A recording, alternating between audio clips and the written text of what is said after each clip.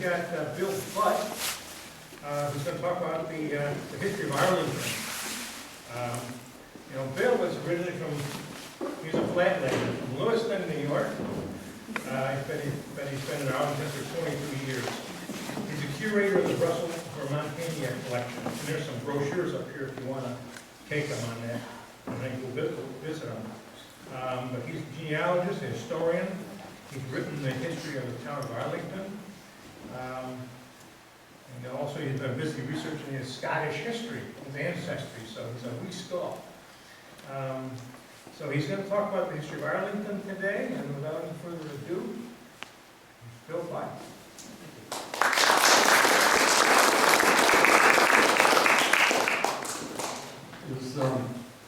Today's the celebration of the Scottish Tartan Day in New York City, this big parade.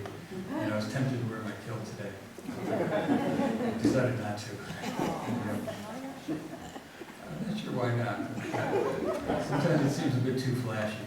I love wearing it anyway.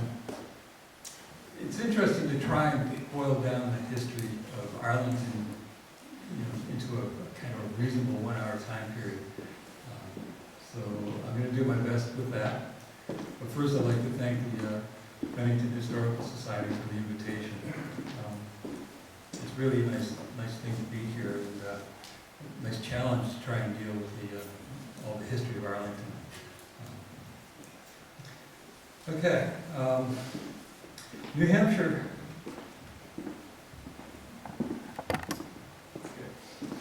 New Hampshire Governor Wentworth began to issue charters in 1749, before the French and Indian War. Bennington had a charter issued in 1749, but they didn't have the chance to really develop because the area was unsettled until after the French and Indian War ended, and the Treaty of Paris secured some peace for the area. It was safe to actually do some more development. During the war, units from western Massachusetts and Connecticut were expected to, the militia units were marching from southern Connecticut, western Massachusetts and Connecticut, up to the Canadian border to do battle with the French up there. As they traveled through western Vermont, they were really given a golden opportunity to see what the area was like and exposed to the resources that were here. The military route was generally north and south from this part of the western New England. And it actually goes from down here right up to Canada. And part of it ran through Bennington and Arlington and Manchester and Rutland and up to the north. It was about this time that southern New England was becoming crowded. People had been living in Connecticut and Massachusetts long enough so that property was becoming expensive, and it was hard to inherit property because only so many divisions could be made in property. Primogeniture generally ruled who inherited property. Primogeniture meant it would pretty much consistently to the oldest male heir. So people that were not the oldest male heir were looking for places to live and expand in that time period. Arlington's charter was issued in 1761 to a group of investors and proprietors. The charter meetings first were held in Pono. They were called by the Justice of the Peace, Samuel Robinson, who lived in Bennington at that time. And the first two meetings were actually held in Pono. There's some interesting descriptions of what that town was like at that time from a couple of New York.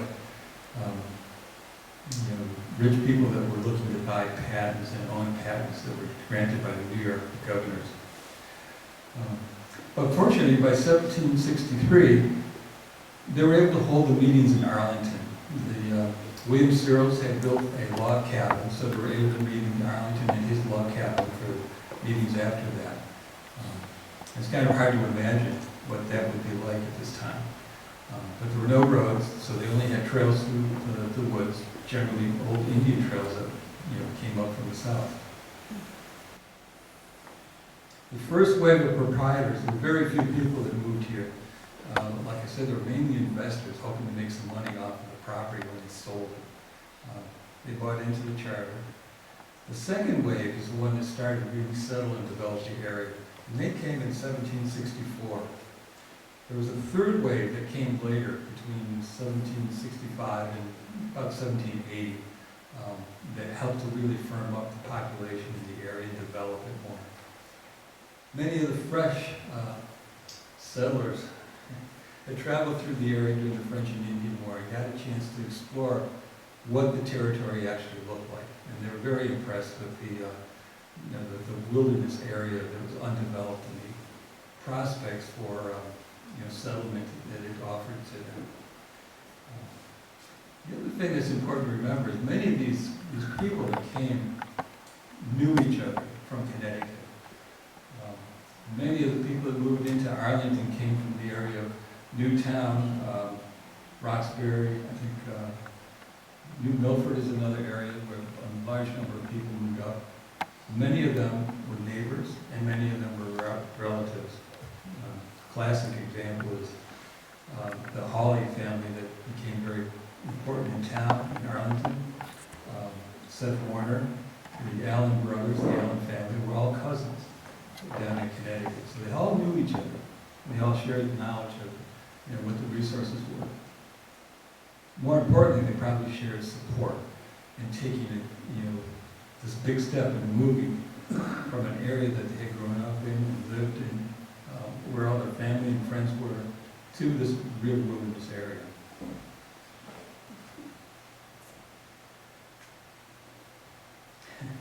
Proprietors continued to develop the town by adding organization and services to attract new settlers.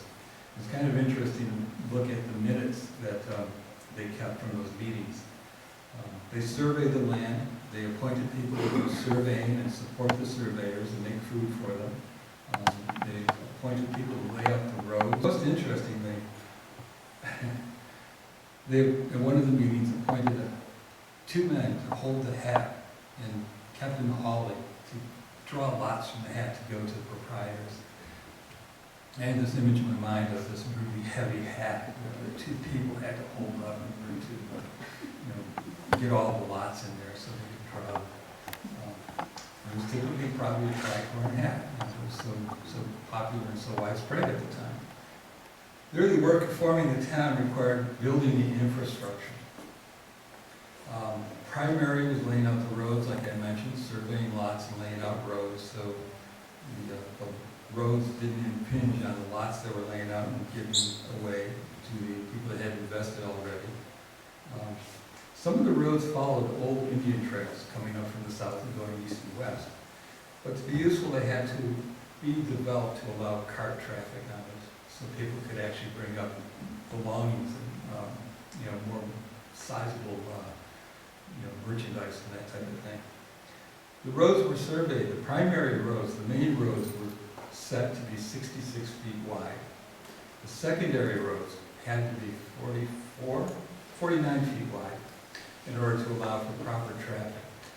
You want a main road that will allow traffic to go both directions so they pass each other. Makes me think of some of the dirt roads in Vermont these days where they're basically one lane and you need to have space to pull over to let the other car go by. The other thing that was important is there were 3 fords that went across rivers in the main roads. And they had to make accommodation to have bridges. And one of the ways to pay for those improvements in the roads and building those bridges was to charge the proprietors a tax. And it was their duty to go collect the tax from most of the proprietors, the original proprietors, never actually settled here in the town. The 3 main fords that they had to deal with in Arlington, 2 across the Battenkill River and 1 across the Roaring Branch. Eventually, the one in West Arlington across the Battenkill was able to build a really nice covered bridge which still stands. Another bridge that was a covered bridge There were two in Arlington at one time. It was across the Roaring Branch, and it's now Route 7A. That bridge stood until 1927. The flood of 1927 washed it out. It was due to be replaced anyway because traffic had become so heavy, and both in volume and in terms of weight, that the bridge was really at the end of its useful life. So they had to be replaced anyway. So now we just have the one covered bridge in Arlington. But some of the other bridges, before they were actually built, consisted of cutting logs and making a log ramp across the river. And every time that there was a flood, it would wash those logs out, so they'd have to redo that. So they were looking to do more permanent structures.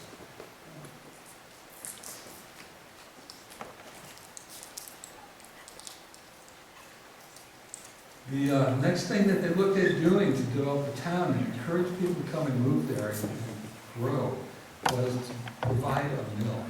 And the main mill they needed to provide was a grist mill. It was a real problem for farmers that grew their wheat and their corn and that type of grain, to take it far away to have it ground up for meal and to be able to be used in everyday cooking and things. So what they did was in 1764, the proprietors meeting decided that they would offer a kind of a bounty, an enticement of 50 acres to the first person, they said first man, that would build a mill on Peters Brook in Arlington, and basically border with Sunderland. And it turned into the grist and sawmill out there, and we don't know to remember Baker's Mill.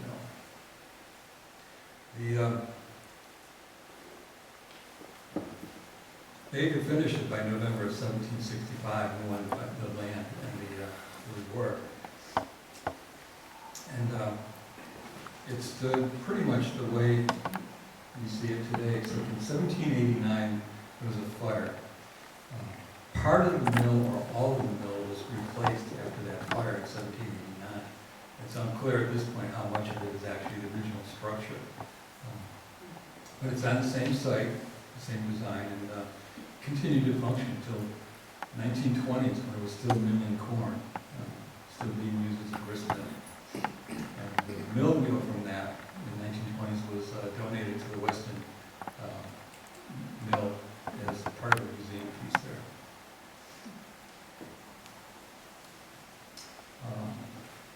In these old photos, you can see where the dam was above, remember, Baker's Mill, and they had a flume that carried the water from the dam up here down to the mill and went under the mill right about there.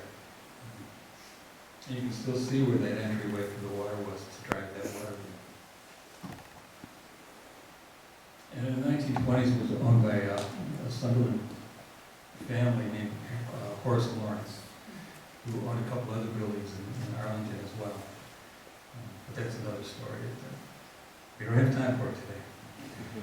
Coming attractions.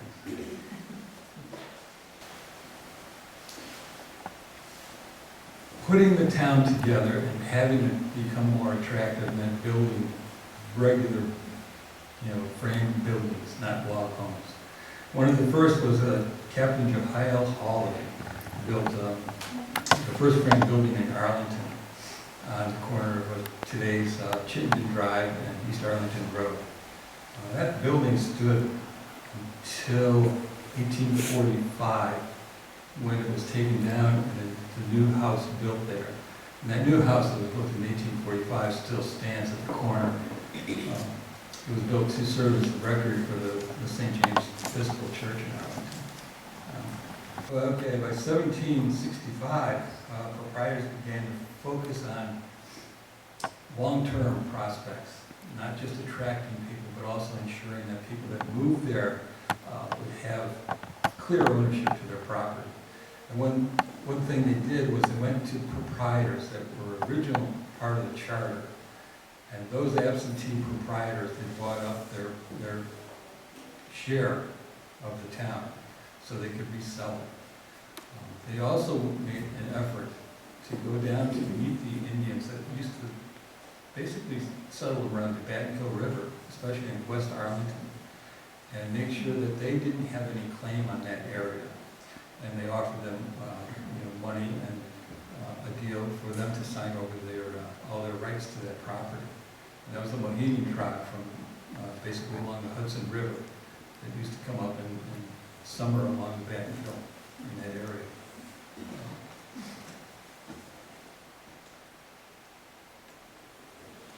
Early settlement, it's rather interesting here because it's actually a fun thing. The main north-south road and the east-west road went through Arlington.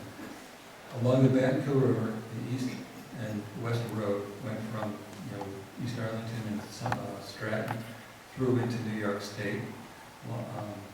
North-south was the old road that they used to use for basically the military road, and it was an Indian trail. And they improved those areas. But by 1770, they had turned out to be very popular travel roads. And what developed were inns and taverns along those routes for travelers.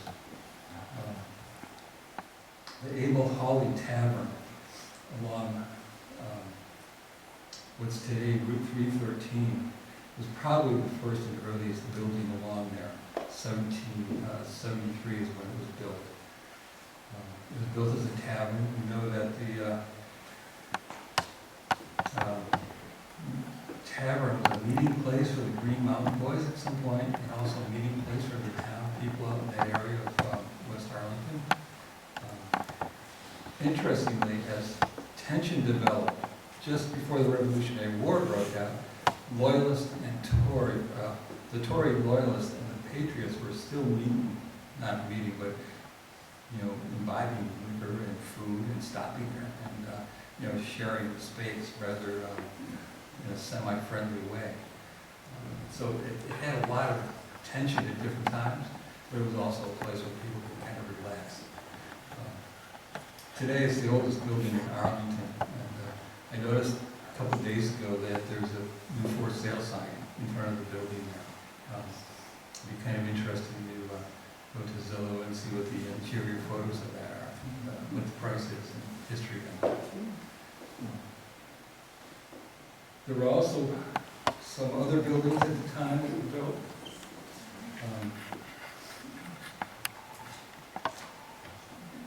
Skip one here. The Deming Tavern is another interesting building. It goes back to roughly 1780s. It's on the corner of Route 313 and 7A.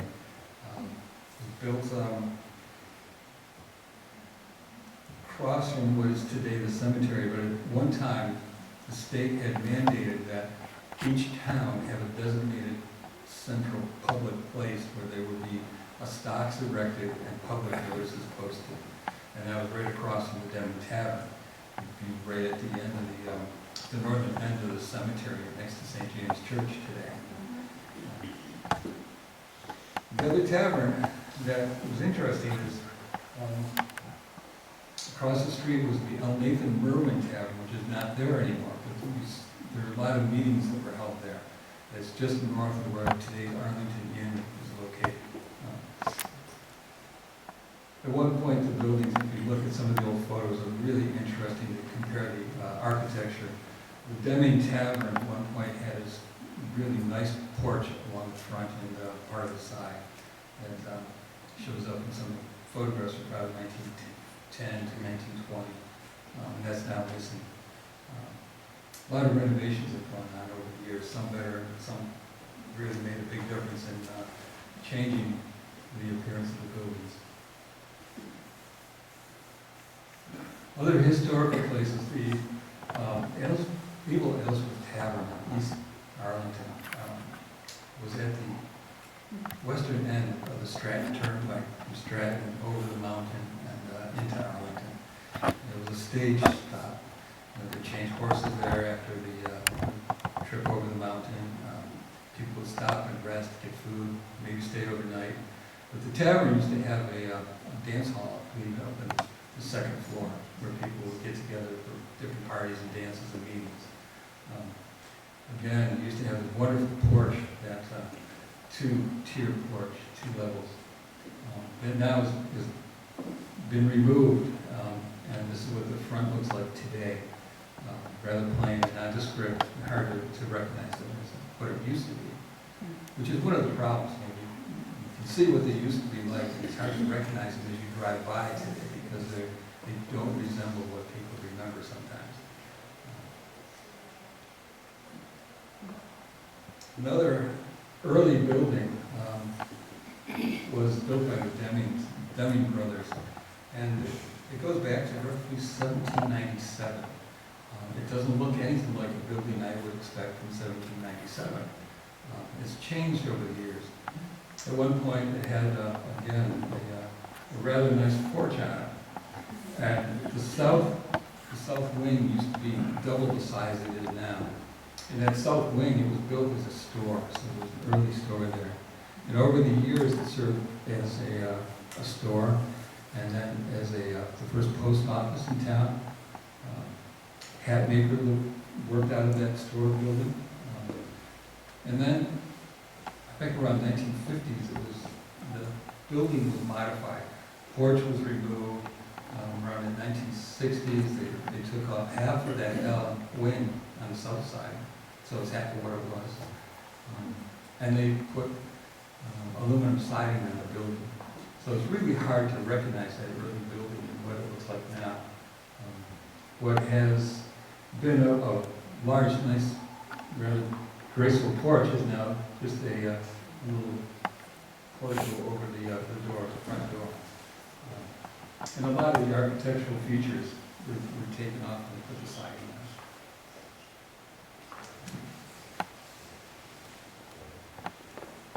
So getting back to the early settlement, the buildings were built very early, but tension began to build between the New York governors and the governor of New Hampshire. They were both starting to issue grants of land. New Hampshire was issuing charters that went to proprietors that gave them certain rights. And New York said, well, we should get in on this.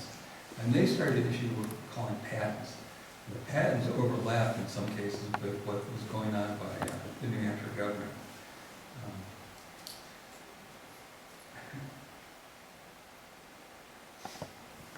The New Hampshire grants were kind of interesting. Proprietors from Connecticut and Massachusetts were used to being able to own their own property, private property, which is an important part of the whole conflict between New York and New Hampshire. They could legally sell and buy property for their own personal profit or use, and also they could bequeath or inherit property. So families could, in wills, bequeath property to daughters and sons and wives. That wasn't always possible in New York. New York basically followed an older patent process. They granted large patents to wealthy or influential members of the government, often politically affiliated with the government. Smaller lots were then rented to tenants who paid yearly rents to use that piece of property, that piece of land. And they could never, with a few exceptions, own that piece of property. They're always subject to the threat of being evicted from the property because they had no rights. And probably one of the cases that people hear about most are the Irish potato famine and Irish, basically tenant farmers being evicted from the lands in Ireland and ending up coming over here. Lots of people starving and dying. But they had no rights to the land they lived on and farmed for generations. So what happened was the boundary disputes, the land ownership questions developed over the years, and there was no clear resolution. They had tried to negotiate responses by appealing to London, who owned and had influence on the treaties. They granted it rights to New York and to New Hampshire to do what they wanted with the land. And they were kind of wishy-washy resolving those. There was no clear resolution for that. The real problem came with New York began to appoint sheriffs and justices of the peace to enforce those land patents that had been granted to large landowners. They started to take action to evict property owners in Vermont, in what is now Vermont, but in the New Hampshire grants. They had ownership and purchased ownership through the New Hampshire grants. Vermonters began to drive the New Yorkers off in frustration and defense of their own property rights that they felt were justified.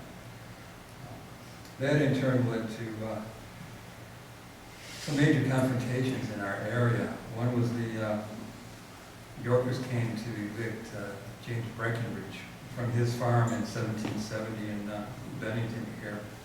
It was defended, and after that confrontation between the sheriff and the posse from New York and the New Hampshire owners of property, the Green Mountain Boys were formed to basically have an organized way to defend their rights.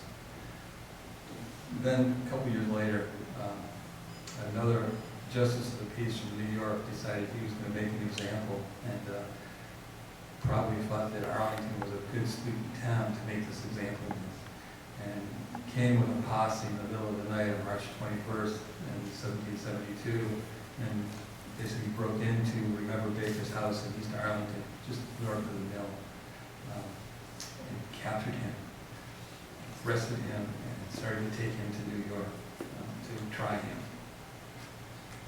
It didn't go well.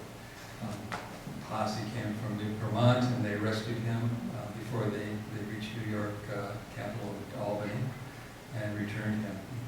Lost a thumb in the process and was near death from blood loss. But he was attacked and tried to escape.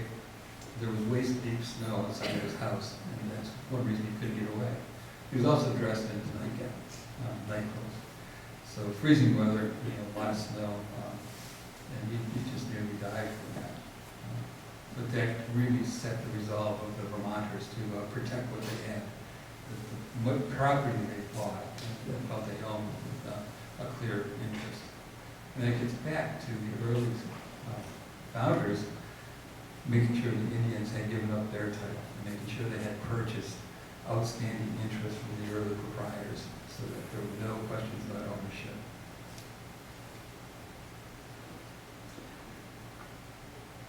As we move along, the land dispute was kind of interrupted with the activities of the Revolutionary War and the tension between the Loyalists and the Patriots that took precedence.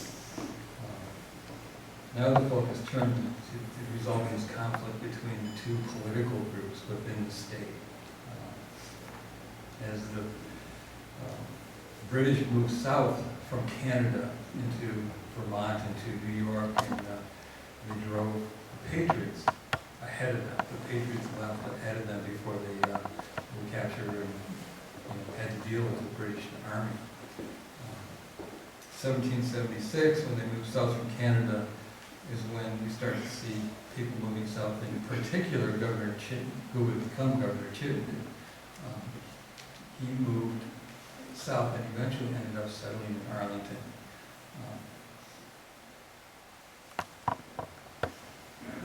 One of the interesting parts is that Arlington was nearly 50% or more considered Loyalist in town. They probably outnumbered the Patriots in town. The other concentration in the Vermont area, what became the Vermont Republic, didn't have as much of a conflict. The new Vermont leadership moved into Arlington to keep their thumb on and keep the Loyalists in Arlington under close observation and getting out of hand. And it's interesting because part of that is that east-west road that comes along the Batten Hill from New York into the Vermont territory was a main route going back and forth. So there's some strategic involvement there in protecting that route from being a source of carrying supplies to the Loyalists in New York State.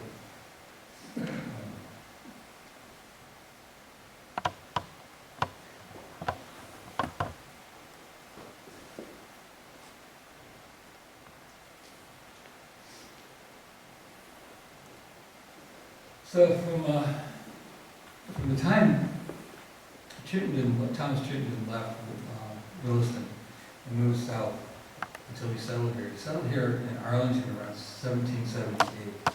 And at that point, the central leadership of the Republic focused around that location in Arlington. It's where people could get in touch with the people who are making the decisions and guiding the resistance and making organizational moves and raising money for the Republic.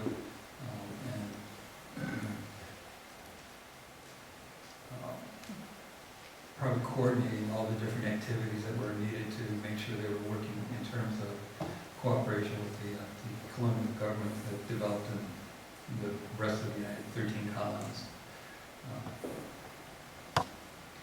And what happened, just by chance, is that Arlington became the de facto capital of the new Republic of Vermont for about 9 years, until Governor Chittenden moved back to his Williston property when it was safe and secure, free from attack and invasion from the British.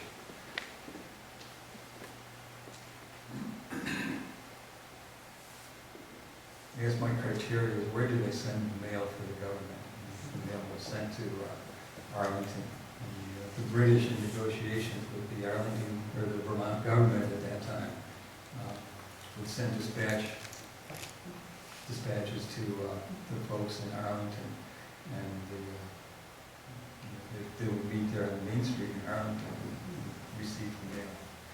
There's stories about Ethan Allen being there to take messages and that type of thing from the British.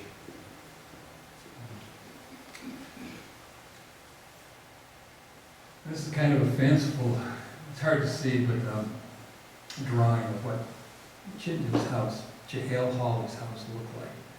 That Jehail Hawley was the first frame building built in town, and he had about 3,000 acres of land. It was confiscated during this part of the Revolutionary War. Sequestered and confiscated to help pay for the cost of defending the Vermont area. Paid for the soldiers, militia, food, arms, and everything they needed to do at that point. Governor Hawley purchased the land for, I think it was 3,000 pounds, and lived there until he went back north. And it's from there that you could look west down the Vatkill Valley, and you'll see that kind of scenic area that had such a role to play in the Vermont State Seal, the State Seal pine.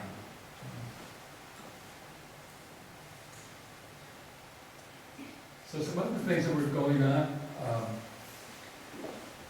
During this period, I was kind of struck by the fact that during the Revolutionary War, there was still active building in town. One of them was the Thomas Dunn House, which was built around 1780 during the Revolutionary War, the latter part of that. It served as the Catholic rectory years later, and the Catholic church, when it was built, was right across the street on Route 7A from it. But again, it's one of those buildings that is still around. And it's one of the few buildings, too, that still has the classic style porch that was added and hasn't been removed yet. The other building was the Daniel Church House, which was built around 1780 as well. You can see that still there. The porch is different. They have actually added a little roof to protect the snow from falling on the people going out in and out the front door. But it's pretty much the same house. Some of the details have changed because I think it's been sided with aluminum siding over the years. So they removed some of the detail. But it was that house, Daniel Church's house, where he was the first lawyer in town. And also, that house was the place where the first printing press was housed. And printed an Arlington newspaper for 2 years before it went out of business. The Bennington paper, this was too widespread and too good, it had too much of a base to be able to support a paper in small town Arlington. We just couldn't pull that one off. up to this point? Okay. What happened next, basically, is industry really started to develop in town. You start to see water power especially. Earliest businesses, industries in town were based on the forest, the timber from the primeval forest, minerals, some of the minerals, not very many in Arlington, but the water power and the eventually grazing for sheep became the big industry activities probably up until 1850. The industries that developed attracted settlers, and the big attractions were to produce income and to provide services like timber for building, lumber, not timber, but lumber for building, and also grinding corn and grains to help people keep the trips to Albany or Manchester or Bennington down to a minimum, because they were pretty intense at that point. The other thing is those industries that developed were income producing for many of the residents, and that was very important. And we'll see that in some of the discussion here. The forests were old growth forests, which were hard to imagine. The state seal pine is the most recent example of an old growth tree that was blown down during I think it was a hurricane.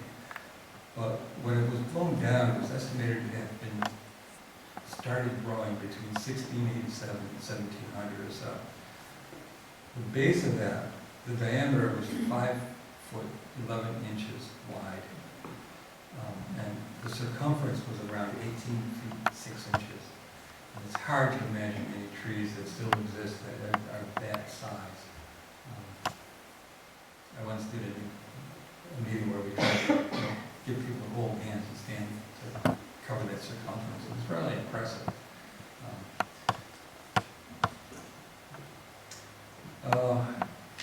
The greatest resource then, the trees, the forest, that made attractive industry for Arlington and many of the other areas. The estimate is that since 1760, the state has probably been clear cut maybe 4 or 5 times. All the trees removed, and this is like the 4th or 5th regrowth of the forest in Vermont. So what we see out there is a relatively young forest these days. The only areas that remain that are considered old growth forests are 1 or 2 areas in Vermont. The Dorothy Canfield Fisher pines between Fisher Road and Red Mountain Road is one of the areas that is considered an old growth section forest in Vermont. There may be one other, but it seems to depend upon your definition of an old growth forest, whether or not that qualifies. But it's impressive that was maintained by Dorothy Canfield Fisher and her family for all those years and never lumbered.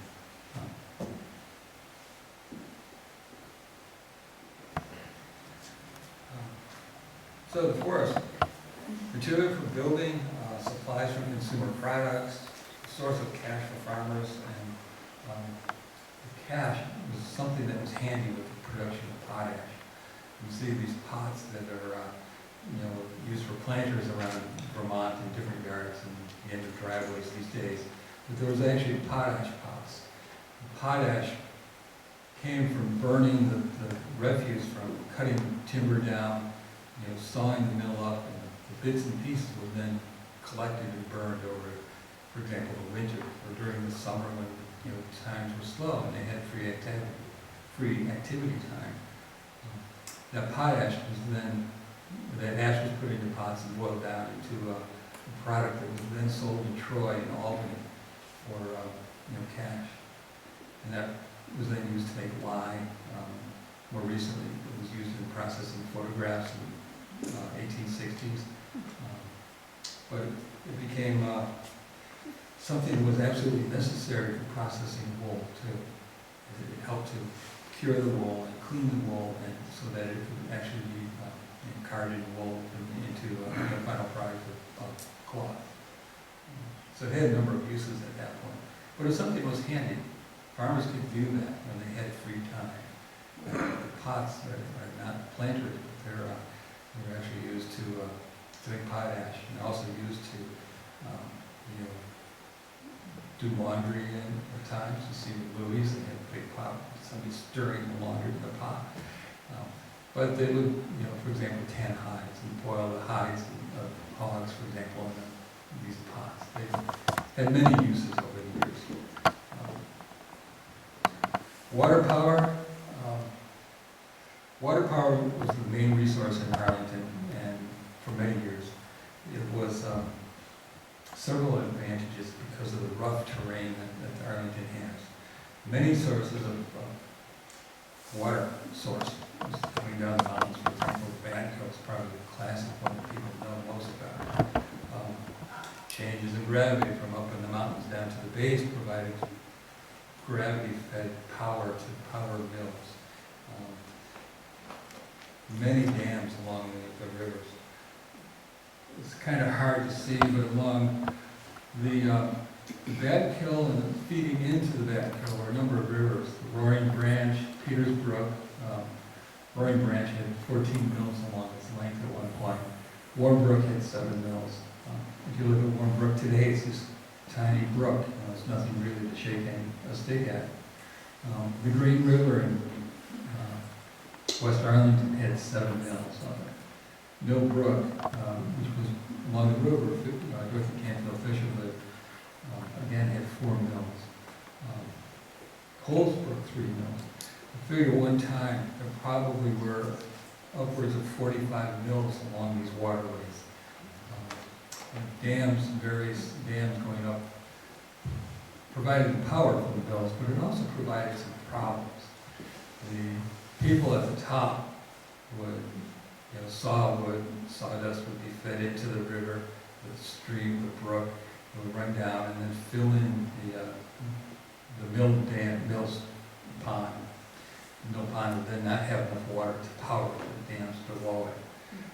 So you get into seeing some conflicts about lawsuits, and some of the earliest river pollution lawsuits and legislation happened because people suing people above them for polluting their river, and they're filling up their mill dam. They couldn't use it anymore, and that was their livelihood.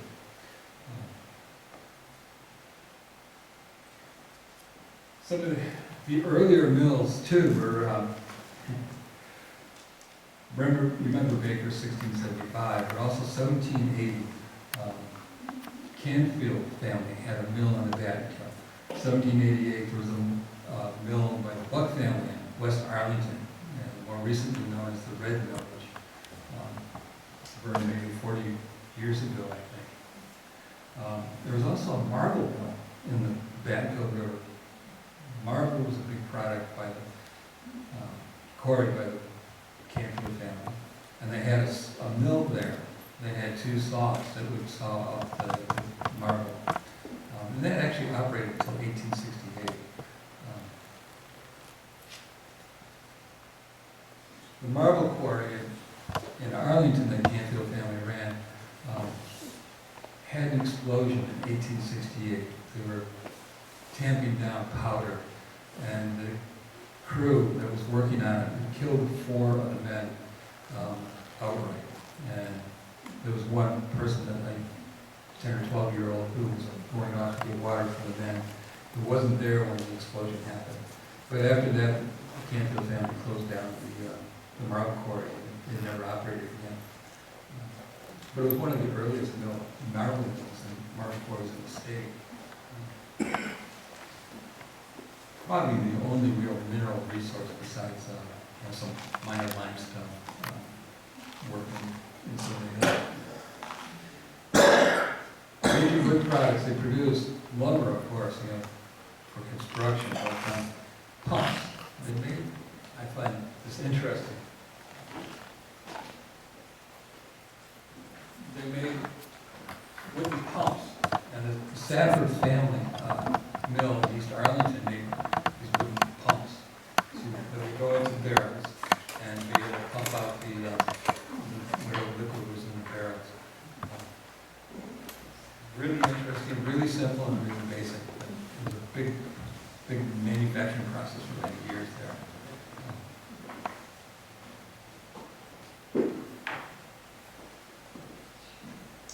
Some of the other products, sashes and blinds for windows, lots and lots of brush backs for paintbrushes, hairbrushes, toothbrushes, all sorts of brushes. The list goes on, it's very long. But washboards, again, were a popular thing. Washboards, either metal or glass, or some sort of insert to wash clothes on. Clothespins were big for many years. The other product that is hard for me to imagine is shoe pegs. And we'll get to that in a little bit. Industry started to change around 1850 because we had steam power coming in and railroads coming in, and they started to change the whole market aspect of Arlington's manufacturing industry and how people were employed and how they made a living. Location of the mills were previously limited to along the banks of streams, rivers, that type of thing. With steam, they could locate a mill or a business or some kind of manufacturing any place with that. The railroad changed as well by making access to external and internal markets much more available. People could manufacture things in Arlington and then ship them to commercial sites hundreds of miles away, in some cases thousands of miles away. They could also import things that they had no access to or only expensive access to before. So there was a lot of interaction going on that made the town part of a larger environment, larger world.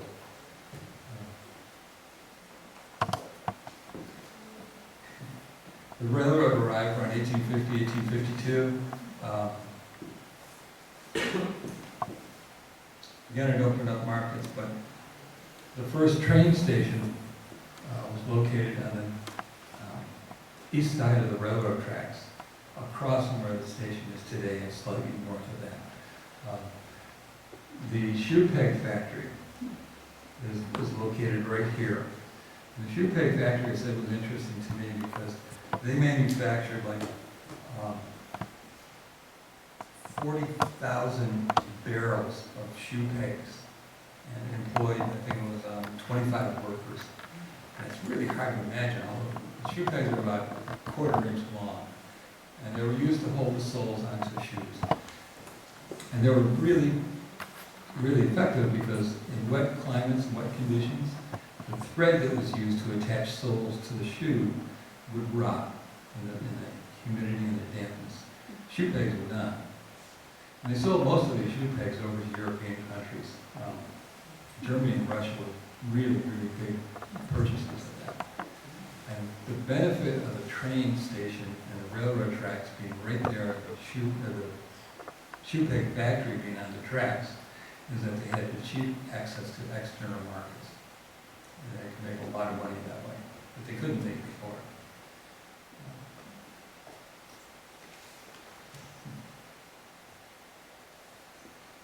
Right about there, you start to see furniture factories were growing up too. And this example is the Fernando West Chair Factory, located near the Flint shoe peg factory. Again, right next to the railroad tracks.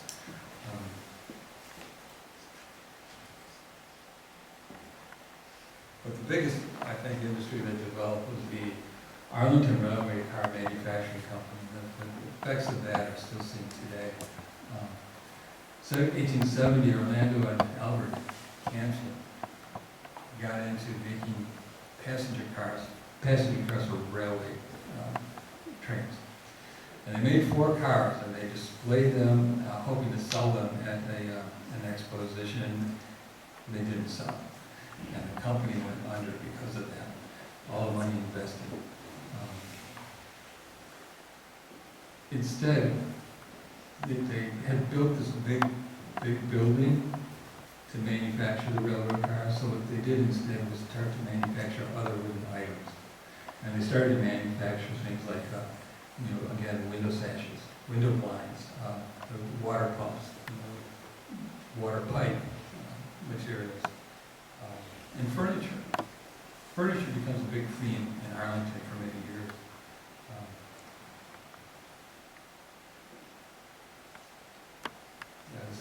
example of their advertising card. But the old factory, this part existed for many, many years, probably till 1920s. Furniture became a big industry, surprising number of furniture makers in Arlington.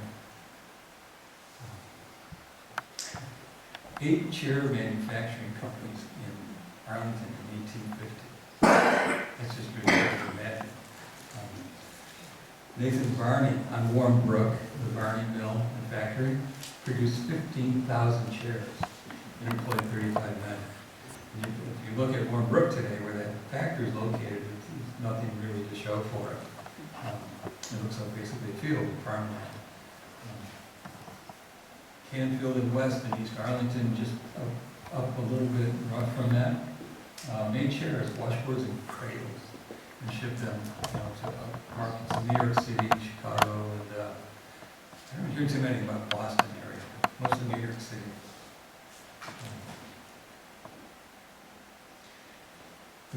Canfield West bought materials from the Hale Company. They didn't pay back what they bought. So the Hale Company took over the building, 1875 rather, and remained there until 1992 when the Hale Company went out of business. Hale Company made furniture, and their primary markets for furniture were South America. And their catalogs are in English and Spanish. And they give the prices. A very, very stable company for many, many years that provided a lot of security and employment for 2, in some cases 3 generations of Arlington people.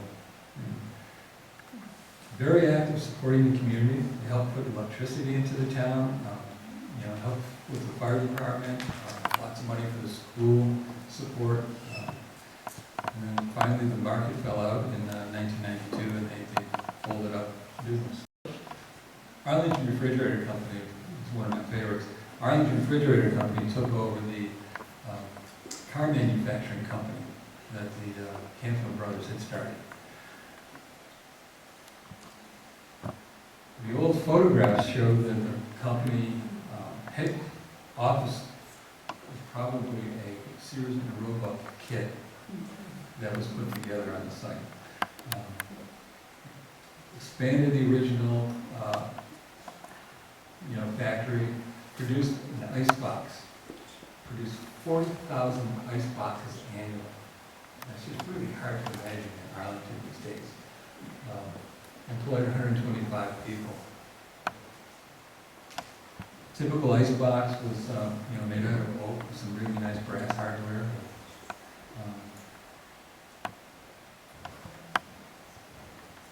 Really well-organized process to build things in the company. And the other interesting thing is that you employed women as well, some of the photographs. What happened with that company is that their timing was off.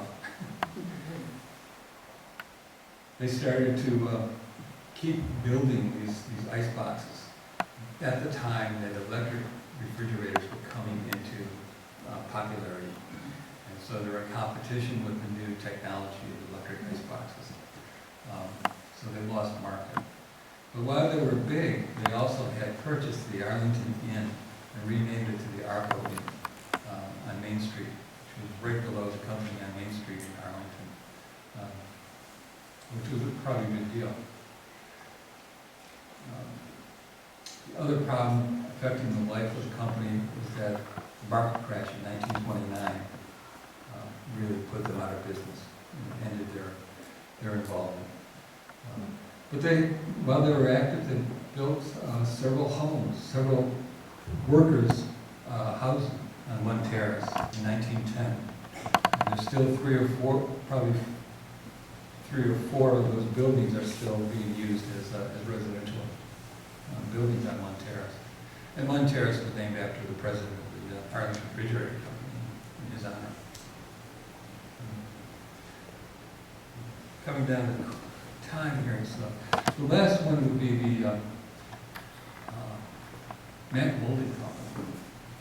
And Mag Molding originally was formed in 1920 in New Jersey. They had 2 plants in New Jersey. In 1939, they expanded into Arlington when they purchased the refrigerator company building and moved in there to start manufacturing materials. They've been very successful. Over the years, they've expanded into the new headquarters on the Route 313 South and Warren Brook Road. Expanded their operations into new technology and techniques. And in the past month, I read that they've but they're using the old Eagle Square building in Shaftesbury to expand their operations in the area, which is really a nice use of that space. The old Eagle Square company had a long history, and trying to find something to move in there has been a very difficult process over the years. And they kind of stepped up and said, we can do things there. We can store things there. We can do some processing of manufacturing there. So that they've kind of helped preserve that. End of time here. Any questions on what was covered so far? Yes. I've done a lot of research on little towns in New York and in Vermont, their settlement, who settled there. And I keep running across people from Middlebury, Waterbury, Woodbury, that whole area. They've settled as far as central New York. And I just keep finding the same patterns. Why? Was there something wrong with Middlebury? Did people want to get out? Was there, what was going on? In Middlebury, Vermont? Yeah. Or in Middlebury, Connecticut. Oh. Yeah, it was crowded. Relative terms. Part of what happened is that people could not inherit land. They needed opportunities. The same thing happened in Vermont, and it's happening in Vermont too. Land opened up cheaper to the west, so they could move to the west for cheaper land and more space. Some people don't like to be crowded, and that offered opportunity to kind of get away from the crowd. But the big thing was opportunity. You see people moving from here in Arlington west. As the Case Western Reserve area opened up, they started also moving to Michigan. Really good book on that, and study of that is the Yankee Exodus that looks at all those folks that moved from Vermont, west to these new opportunities. And the other interesting part about that is, in these new places, especially Chicago, Boston, New York, some major cities, you start to see Vermont associations forming. There was displaced Vermonters, it was Vermonters that had moved away, could get together and share stories and reminisce about how nice it was in Vermont. Not many of them moved back. You also start to see towns hosting old-timer days to encourage people that moved away to come back and visit. And hopefully that would draw them back to the hometown and help revitalize some of the towns. There's an interesting movement between, say, the 1880s and 1940s. Yes? Are the Canfield Marble Quarry ruins visible? Can you still see them? Yeah, they're along the river there. Along where? The river. West Arlington Inn is? Okay. They're just east of the driveway to the West Arlington Inn. They're hard to see. The old dam that was there as well, used to be a huge milling operation at Lathrop Mile, and then later Miles and Vaughan mill, right at the base of the West Arlington Inn.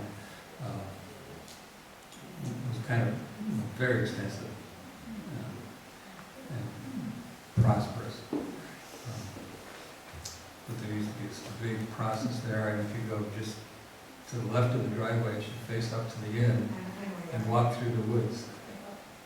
You can stumble upon it, and you can see where the dam used to be too, the remains of the dam are in the river. Yes? You mentioned interactions between the settlers and the Indians at a couple of points. Right. And land transactions or proposals for that? Can you elaborate? Are there records? Yeah. Jehiel Hawley was appointed by the proprietors in 1764, 63 to, probably 64, I don't think he was here in 63, to go down to Stockbridge, Massachusetts, where the Indians had resettled in an Christian Indian community, to negotiate with them to make sure that they gave up their rights to any property in the Arlington area. Now, the Indians that were here in Arlington were Mohegans that had focused along the Hudson River. During the summer, they would come up along the Battenkill, kind of their summer place, and hunt and fish and that type of thing. And they founders wanted to make sure that there were no claims on that property.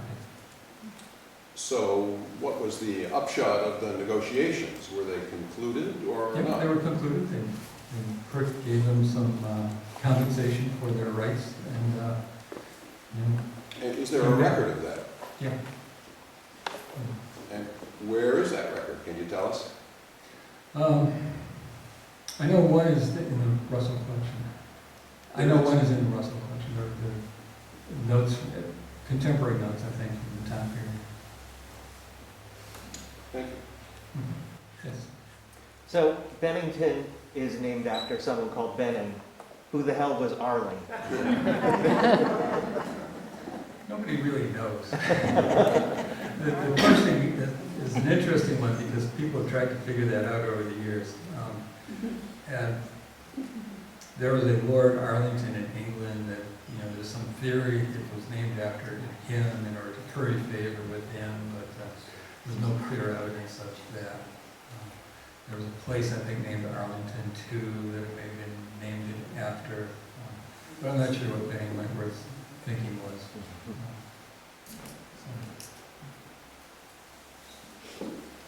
Yes. The first house you mentioned that's on 313 or all that past all that history where Green Mountain Woods hung out, and Yeah. is it residential or for sale? It's residential for sale this week.